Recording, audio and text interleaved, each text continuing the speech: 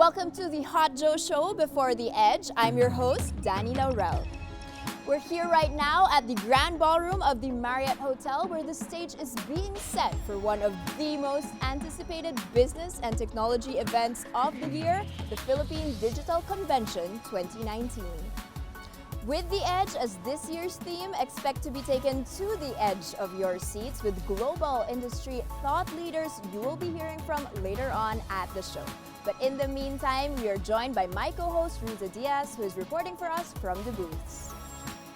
That's right, Danny. This year's Philippine Digital Convention is indeed bigger and better. Now, in the next 2 days, this conference will gather thought leaders, industry mavens, and innovators, and they will share with us their insights on the latest technologies for enterprises of different sizes.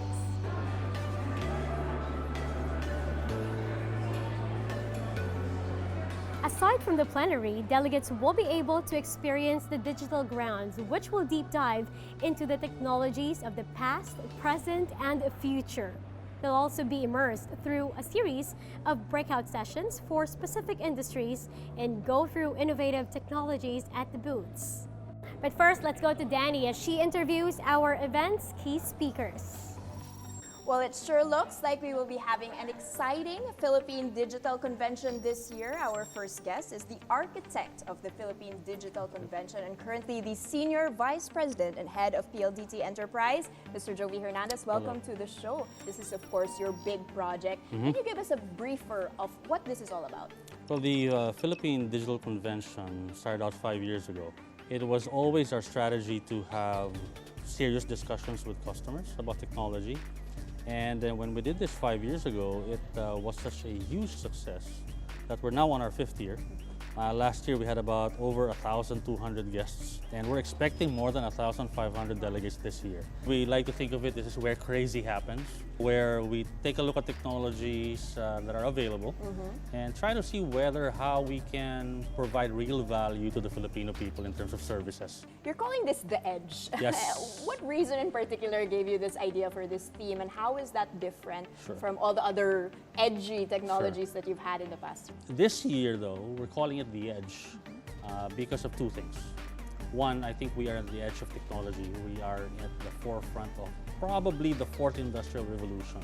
If you take a look at technologies like 5G, artificial intelligence, IoT, robotics, a lot of these things are still concepts. Wherever you go around the world, whenever there are conferences, one of the things that I notice is that we see a lot of showcases rather than use cases. Our job is really to have a sincere discussion with our customers. What are the real solutions that we can bring to the Philippines? You know, one of the things that you were mentioning, use cases versus just showcasing, could also be linked to the fact that you're highlighting the usage of micro and small, medium-sized enterprises and no longer just the big, very modern enterprises. Well, that strategy has been going on for the past 10 years, actually.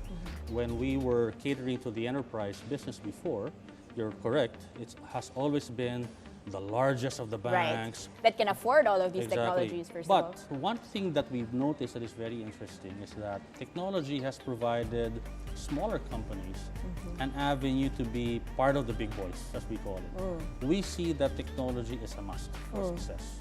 And I'd like to take a look at it in terms of what we coined. We called it the future of work. And the future of work is characterized by three main things. One, if you're a business, whether you're large or small, you have to be connected. Okay. If you're not connected, it's over. I don't think you're going to make it. Next is mobility. This is not just about mobile phones.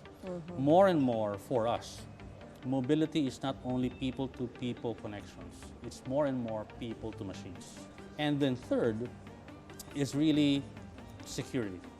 As more and more of these things and these branches get connected, and as more and more people bring these connections along with them wherever they go, for them to use whenever they need to, it is quite surprising and quite interesting that ironically, we could be so massively successful, but at the same time, be very, very vulnerable. We've seen cyber attacks increase exponentially. And I think security is one of the things that we need to put together to make this ecosystem happen. Now, lastly, when you talk about the fourth industrial revolution, my personal take is when you're connected, when you're mobile, and when you're secure, I think that's when we can achieve a state where humans can actually work side by side with machines. Now, last question for you, Jovi. The plenary is the most awaited part of this event, and you've been known to have very exciting things going on whenever you do your plenary. What can we be expecting without giving everything away? A little bit of a teaser for this Sure. year. While we want it to be informative, while we want people to learn, we also make sure it's going to be entertaining because we want our customers to have fun. Right. In fact, one of the things that we have now is called the digital grounds. Before, we used to have just booths so we can feature technology.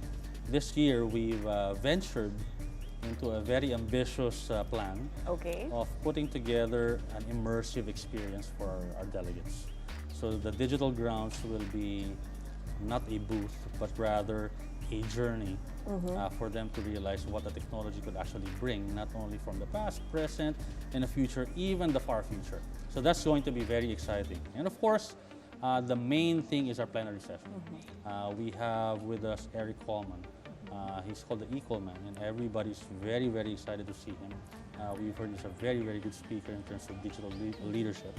And I heard he's the second most liked author. I've heard, next to J.K. Rowling of Exactly, Harry Potter. so that's going to be very interesting. But at the end of the day, we must not forget that we're all doing this to be able to uplift the lives of our countrymen and the Philippines at large. So, And technology being the unifying factor Definitely. in that, and having fun at the same Of course, time. of course. Thank you so much, Jovi thank you, Hernandez. Thank you. Our next guest is senior partner at Nokia Bell Labs Consulting with a focus on future economics and value creation, Mr. Fuad Siddiqui. Now, I want to talk a little bit about Nokia Bell Labs because most people are familiar with Nokia and also the Bell Laboratory, but what in particular are you achieving right now in terms of innovation? The fundamental point is it's never been at Nokia Bell Labs about the award itself. It's really about the pursuit of the big, the bold, and the transformative. Now, looking forward, what we're trying to do is really look at a bunch of disruptive innovations that are actually built on the foundation of 5G networking technologies. Okay. And that ranges from new techniques around sensing mechanisms, new networking systems and platforms. We're looking at new computing. We're looking at new artificial intelligence, machine learning mechanisms, tools and techniques. But the concept of end-to-end 5G, ultra-reliable, high-performance, secure end-to-end 5G, which will actually become the foundation of digital enterprise and industrial automation. Now, the good news is we have recently opened a world-first end-to-end 5G lab. We call it a FutureX lab in our headquarters in Murray Hill in New Jersey, where we can demonstrate the different industrial enterprise use cases and see how it works end-to-end and how the cost and performance ratios and experiences are maximized. And last but not the least, we have Bell Labs Consulting, which is actually the advisory arm of Bell Labs. And our remit is primarily to think about the future, take the inspiration of the disruptive research that is going on.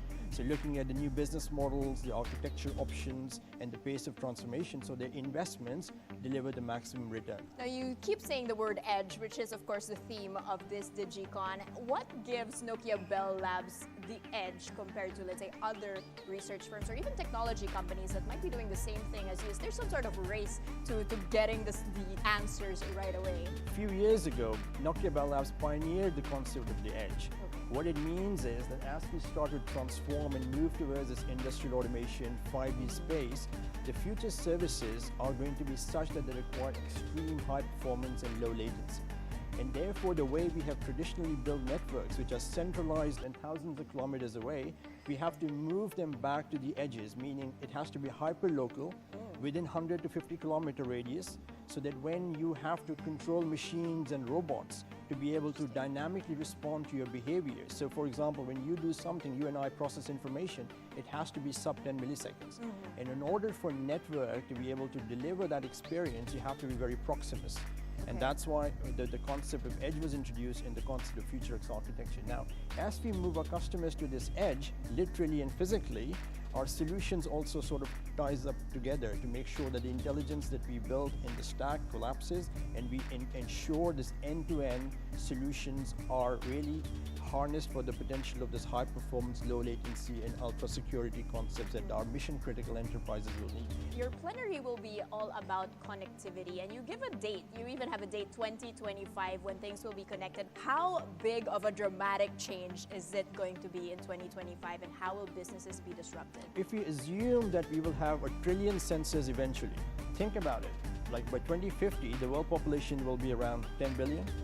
If hundreds of things, connected things, are going to provide information for each of us, it's not out of the question. 1 trillion sensors eventually isn't that crazy after all, because today the number is around 5 to 10 billion.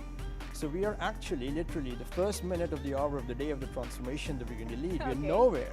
So we have all this transformation ahead of us. So that's the fantastic moment for our enterprises, for our human evolution, that when we're going to connect all of this, obviously that poses certain challenges as well in terms of the techno-economics of that.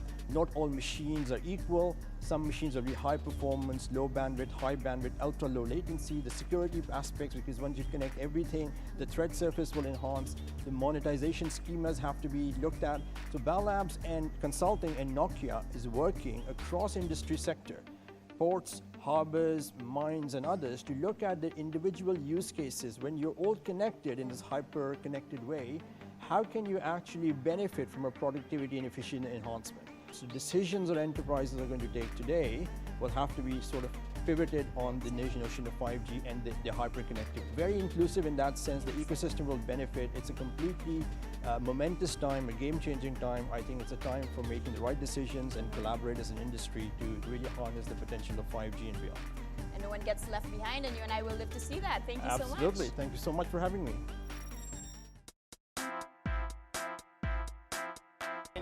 Hello guys, we're here at the Nokia booth, and joining me is the head of a market unit for Southeast Asia from Nokia. We have with us Mr. Andrew Ko. Hi Andrew, how are you? Good, thank you. Good morning. Good day. First of all, impressive booth that you have right here. But what's really been impressive is this 5G alliance that you have with Smart. Tell us about it. The 5G alliance with Smart.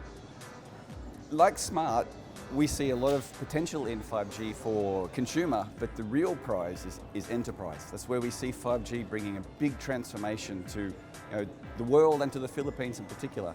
So with Smart in the 5G Alliance, we're looking at how do we find the use cases and the activities and the business models that will help develop enterprise and will bring new opportunities to Smart and Nokia in the Philippines. So in the next coming months, perhaps years, what are we looking into specifically? Well, there's been some things done already. With our R&D centre here, we actually did a project last year with Red Cross for saving lives, using drones for disaster relief and disaster management. And now we've just signed with PLDT a development for a 5G lab at Ateneo University. And we're working with the university alumni and students to develop new prospects like smart agriculture, smart tooling and management of farms and other such activities in the Philippines. Exciting and impressive very much. Now we are about to give our viewers a tour of what to expect here at the Nokia booth. Can you take us around, please? First, on the side here, we have what's called an example of remote control of the future enabled by 5G. And then we have over here the future of retail, where imagine you're buying something from Amazon. Sometimes it's the wrong shape or the wrong size or the wrong color, but if you could do this oh sorry, I put my arms out. There it is. So instantly, the device has my measurements. We also have an example here of how 5G and LTE can help small industry. This is a remote control, this is a controlled drill. And last of all, security. In 5G, security is not negotiable. It is the most important aspect for us all to join this interconnected life. And Nokia is spending a lot of time and effort to make sure that we get security right for 5G. And now we have with us on the show the president of Cisco Southeast Asia. Let's welcome Mr. Naveen Menon. Naveen, thank you so much for being here on the Hot Joe Show. Now, you are one of the most anticipated speakers in the plenary later on today. Give us a little bit of a teaser of what you're going to be talking about.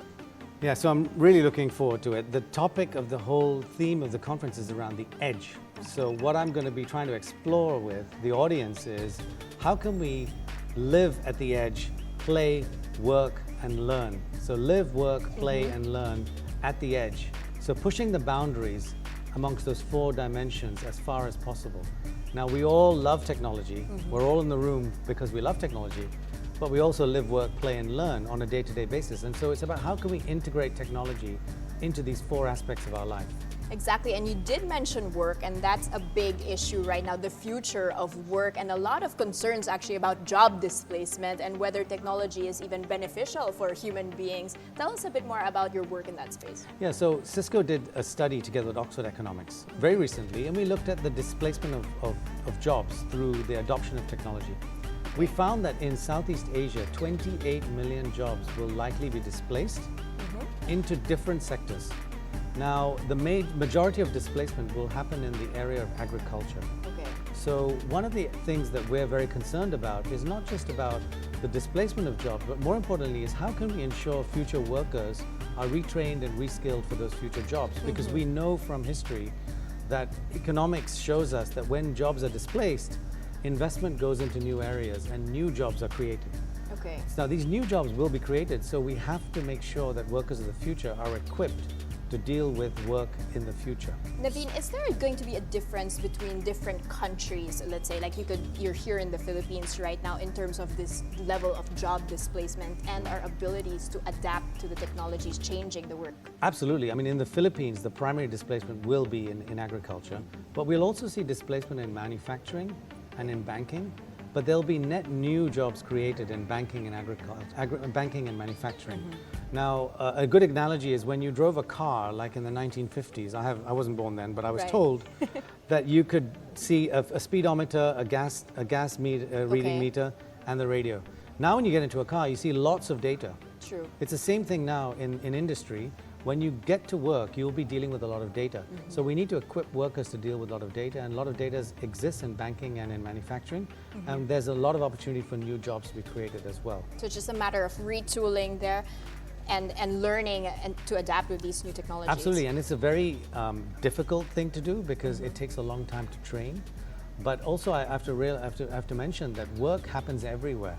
So with Cisco, WebEx is a really good example of how we are enabling work to happen everywhere. When I talk about this on the stage, I'm going to be talking about how WebEx can be used to allow you to work productively from anywhere, anytime, and it's convenient and safe.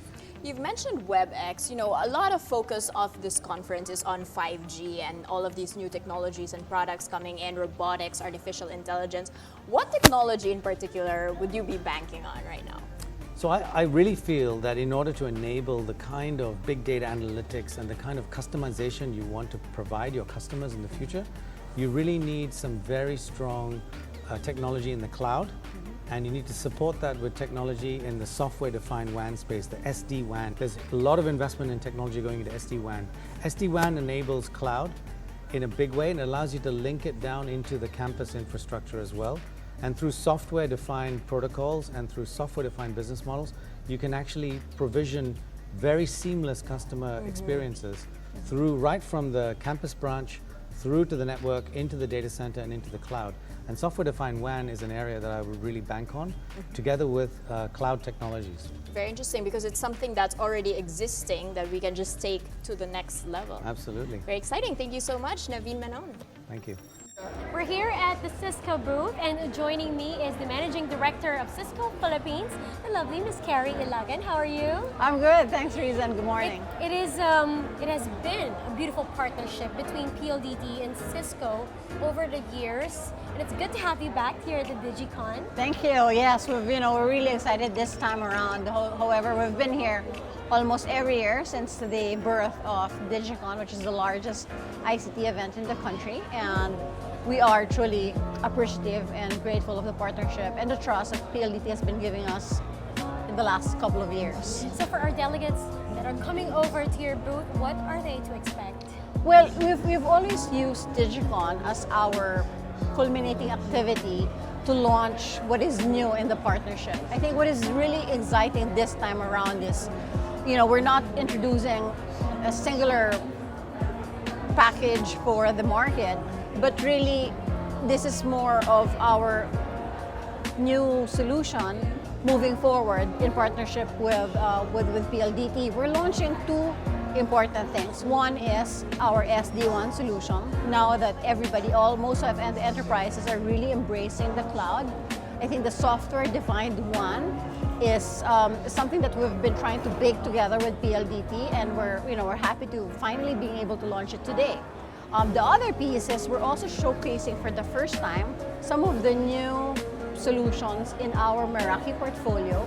You will see later Fisheye, which is essentially the new video that we have from the Meraki lineup. Awesome. And at the same time, while our guests go around, they can enjoy a cup of coffee with cookies from Cisco. That's right. Lovely. Thank you very much. This is Carrie Gilligan of Cisco Philippines. Thank you. Well, it looks like there's going to be a lot of exciting things going on here at the Digicon, and we've still got a lot of awesome speakers lined up for you guys. But in the meantime, let's take a short break.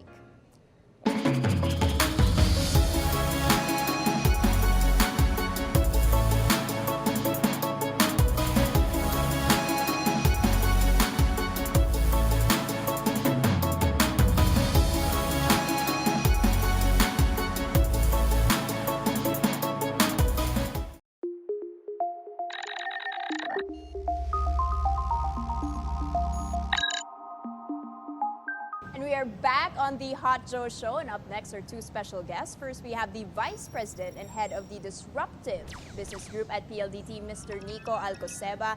And we also have the first Vice President and Head of the Core Business Solutions Group at PLDT Enterprise, Mr. Jojo Hendrano. Gentlemen, welcome to the show. Let's kick off with Nico. You know, disruptive is your title even.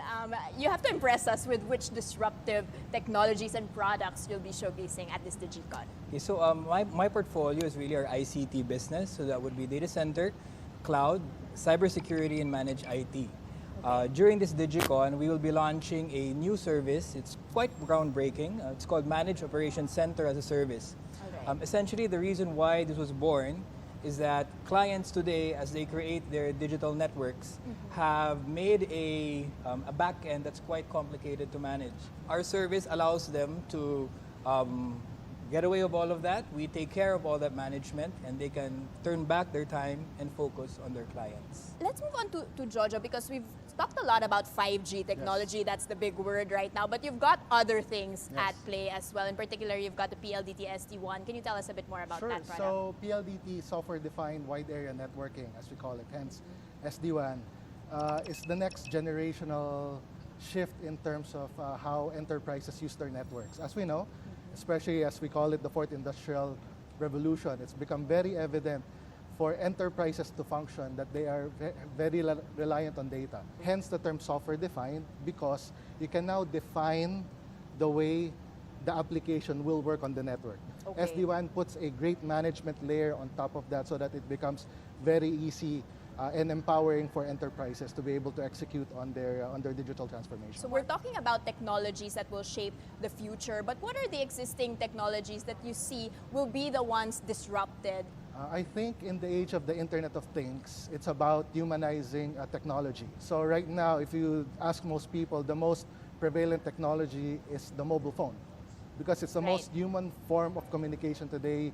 And I can't imagine not living with it. We'd rather leave the house without our wallets, but not our phones. But essentially, it's around those themes. So because the mobile phone is very relevant now, technologies such as desktops, and to some even extent laptops, are becoming less and less. How about you, Nico? Any things that you're particularly trying to disrupt? Well, when we talk about disruption, it's really about two things. One would be, yes, the technology, but I think the bigger disruption is the mindset.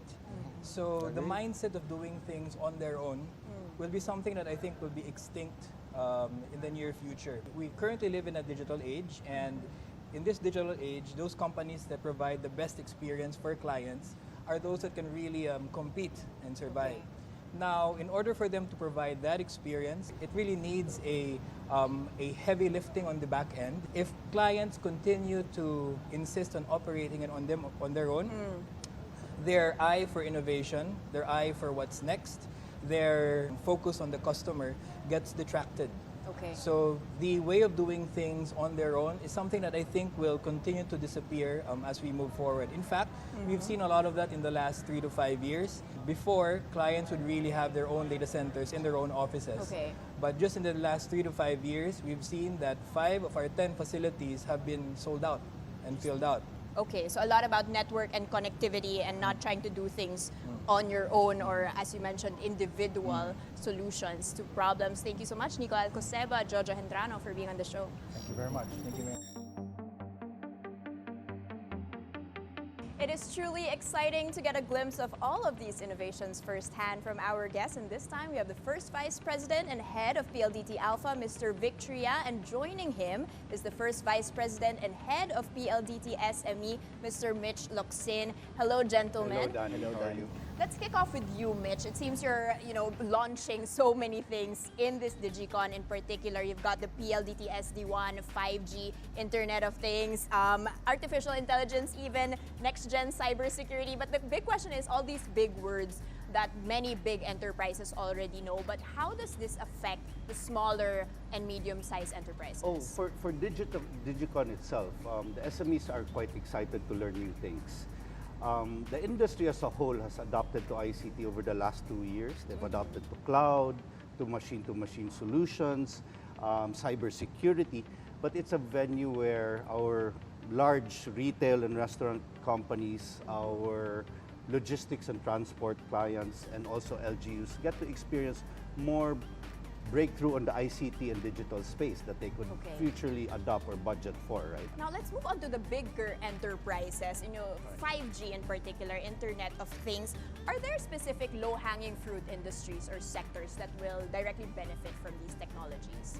Well, specific to 5G and IoT, I think all industries will benefit from these technologies, from BPO to retail to manufacturing to financial services or banking and even public sector.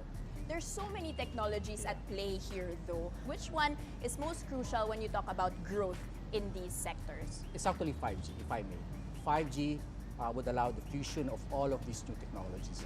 We mentioned about IoT, we mentioned about M2M, we mentioned about probably mobile banking or mobile payment, even artificial intelligence.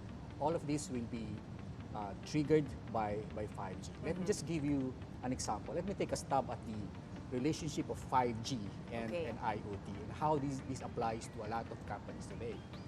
IoT actually allows companies in major industries to embrace automation. From supermarkets, POS, to banks, intelligent ATMs, and even to robots supplied or put in manufacturing plants. These developments need the power of 5G. Why? Let me tell you why. Because the massive data coming from all of these IoT devices would be processed much faster with 5G technology, right? That will be converted to artificial intelligence, and that will run all of this automation in enterprises. So 5G would allow the fusion of all of these technologies, and it will accelerate all of these technological development. So not just about speeds, but really connectivity, and we're starting to see that all over the world, and hopefully soon here in the Philippines. For you, Mitch, does that differ for small and medium-sized enterprises? 5G is still your bet? 5G as well. So everything that you talk about on ICT and digital solutions, 5G will power it even faster. And imagine to connect a micro, small, or medium business at the speed of your fingertips and installing a wireless device. So everything becomes wireless, right? You would now notice in restaurants where they will bring out a small POS, you sign with your finger. It powers up everything, yes.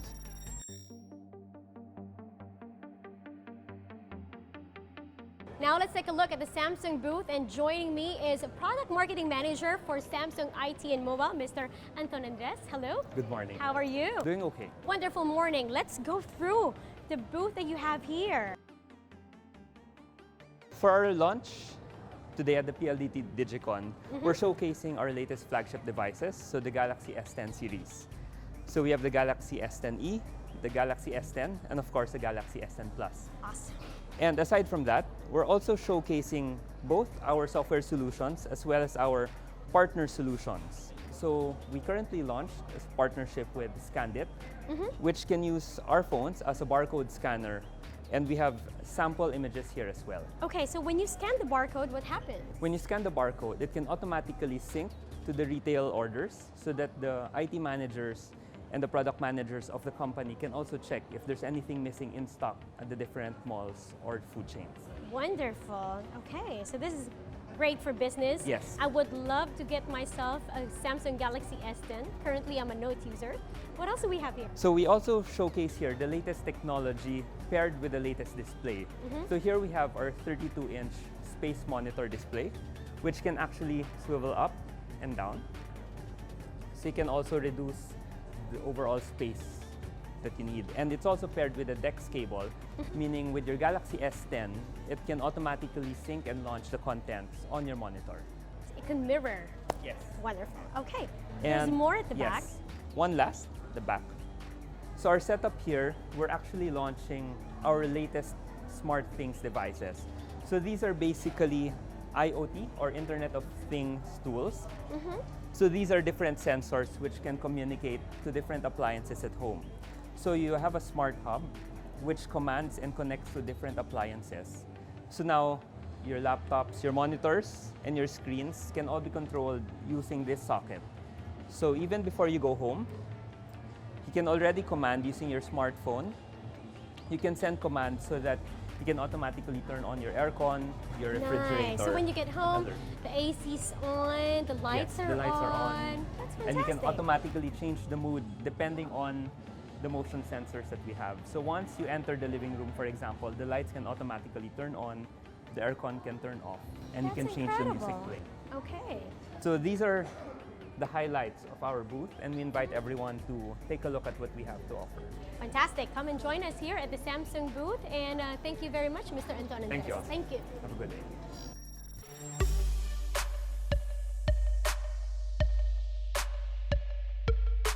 We're here at the Palo Alto booth, and joining me is Chief Security Officer of Palo Alto Networks, Mr. Kevin O'Leary. Hi, Hello. Kevin. Hi, nice to meet you. Nice to meet you. Wonderful day and a great booth that you have here. Can you take us around, please? Yeah, so I spend a lot of time presenting around our products and about the types of things that we do in cybersecurity. And what's wonderful is to have a booth like this where we're able to demonstrate some of our core technologies. So what we're really concentrating on today is Cortex, and this is our automation and artificial intelligence platform that allows us to support enterprises in a very holistic way. So that's really the main part of it. We're also going to be doing some demonstrations on what we call our BPA. And this is a process whereby we can go to customers and we can test our product on their site and let them know whether they've optimized our products or not. So for our delegates, they can come over here and book that test? Yes. Oh, wonderful. Yes. How about an opportunity to invite our guests to check out your booth?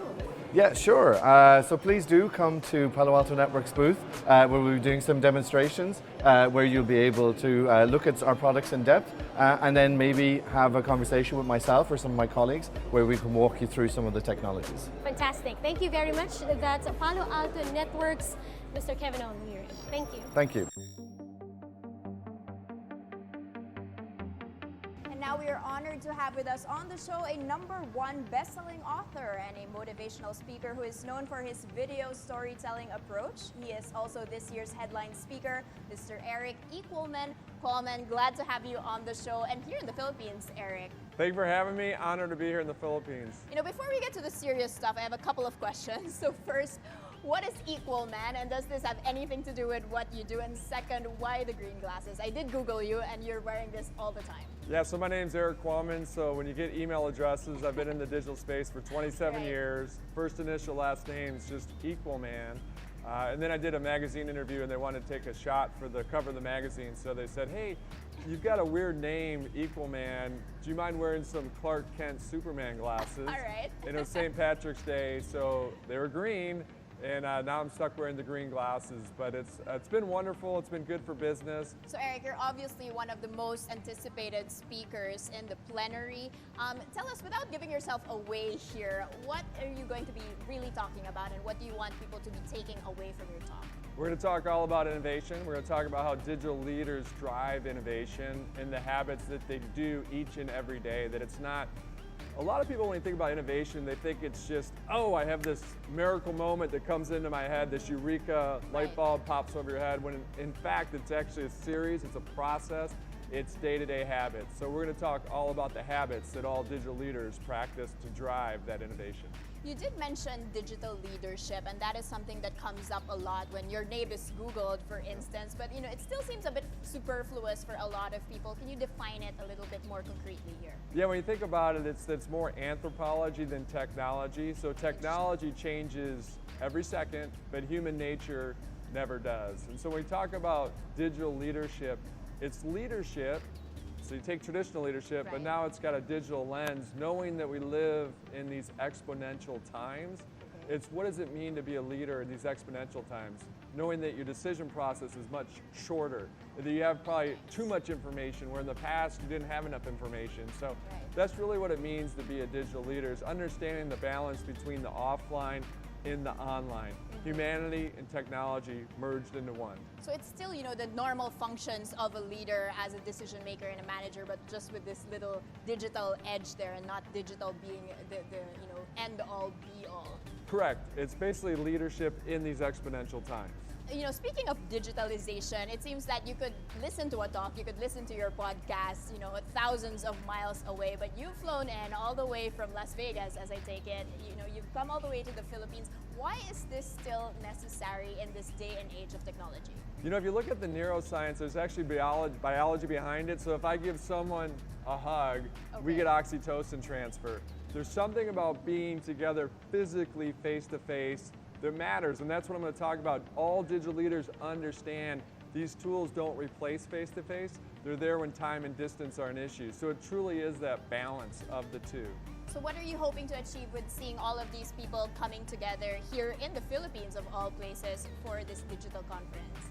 Is that what we're going to have at the digital conference is the edge. If you need that edge, it's really about stepping into that discomfort each and every day. It's about failing fast, failing forward, and failing better. And we're going to go over all the habits of digital leadership. We're looking forward to that step-by-step at your plenary. Thank you so much, Eric Pullman. And we'll take a listen to all of what you have to say a little later on. Thank you.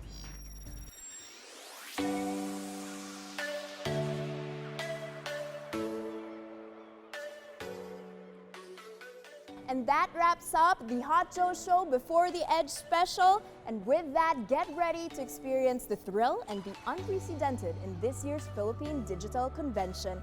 Thank you so much for watching. Together with Riza Diaz, this has been Danny Laurel wishing you a very pleasant day.